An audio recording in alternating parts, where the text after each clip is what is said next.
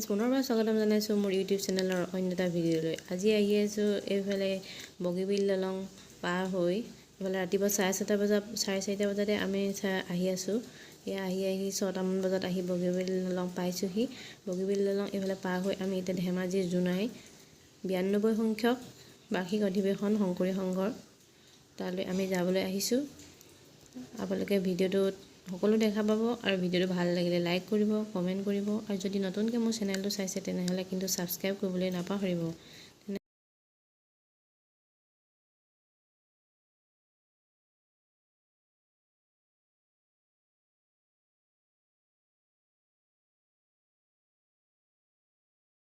দলং পাৰ হ'লোঁ।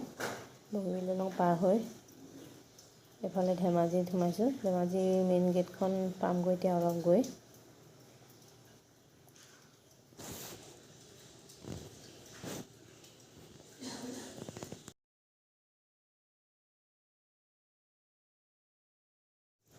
এইখন মেইন গেট। এইফালে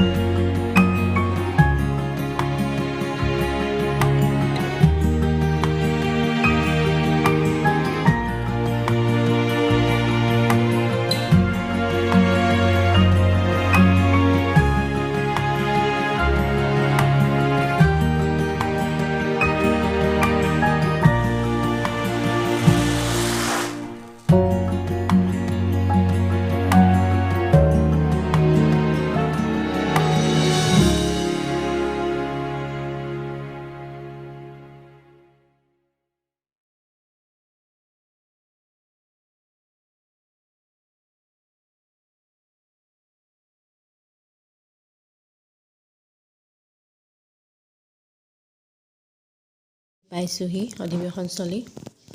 এইফালে মেইন গেটখন আছে লেফ্ট চাইডে, হাইৰোডৰ কিনাৰতে লাগি আছে।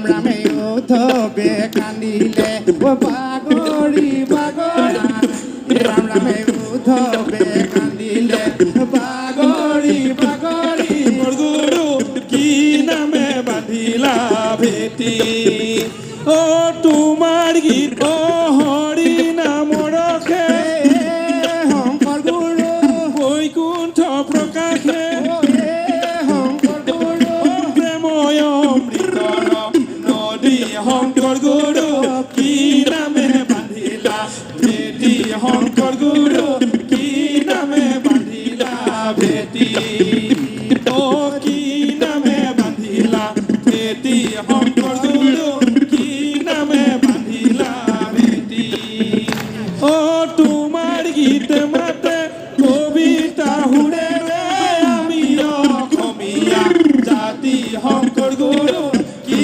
নামে বান্ধিলা ভেটি শংকৰ গুৰু কি নামে বান্ধিলা ভেটি অ গোবিন্দৰ প্ৰেম শংকৰ গুৰু অমৃতৰ নদী শংকৰ গুৰু বহে বৈকুণ্ঠৰ পৰা শংকৰ গুৰু কি নামে বান্ধিলা ভেটি শংকৰ গুৰু কি নামে বান্ধিলা ভেটি অ কি নামে বান্ধিলা ভেটি শংকৰ গুৰু কি নামে বান্ধিলা ভেটি অ তোমাৰ গীত মাতে কবিতা সুৰেৰে আমি অসমীয়া জাতি শংকৰ গুৰু কি নামে বান্ধিলা ভেটি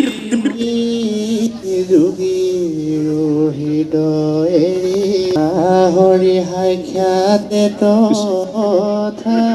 এই পবিত্ৰ মুহূৰ্ত পতাকা উত্তোলন কৰিবৰ কাৰণে আমাৰ মাজত উপস্থিত হৈছে পদাধিকাৰ ভৱেন্দ্ৰনাথ ডেকা বাপ তেখেতক পতাকা উত্তোলনৰ কাৰ্যসূচী অংশগ্ৰহণ কৰিবৰ কাৰণে মই আহ্বান জনাইছোঁ কৃষ্ণ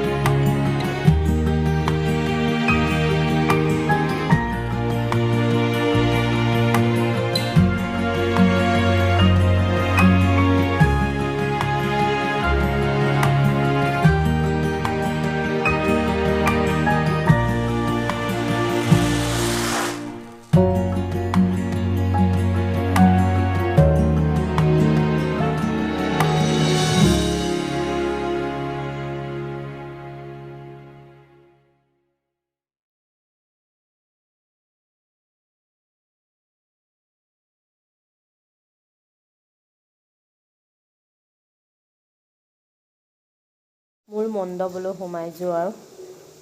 সোমাই যাওঁতে এইটো এটা বাটচৰা বনাইছে। বাটচৰাটো অকল ধানৰ চিৰাৰ পৰা বনাইছে, চব ধান হয়। বহুত ধুনীয়া লাগিছে দেখিবলৈ। মিটিং হৈ আছে, মুকলি মিটিং।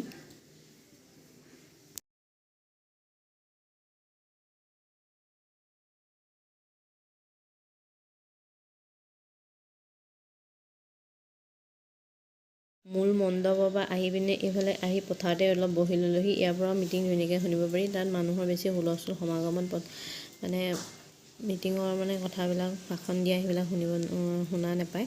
গতিকে এইফালে ইয়াতে পথাৰতে বহি ল'লোঁ, মা মই আৰু পেহী।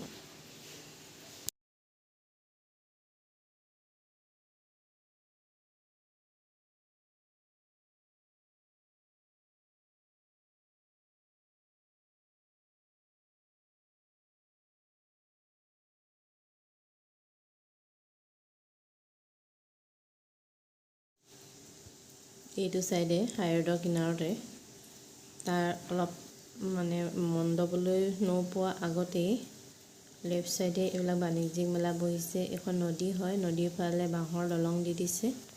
এইফালে যাব লাগিব বাণিজ্যিক মেলালৈ।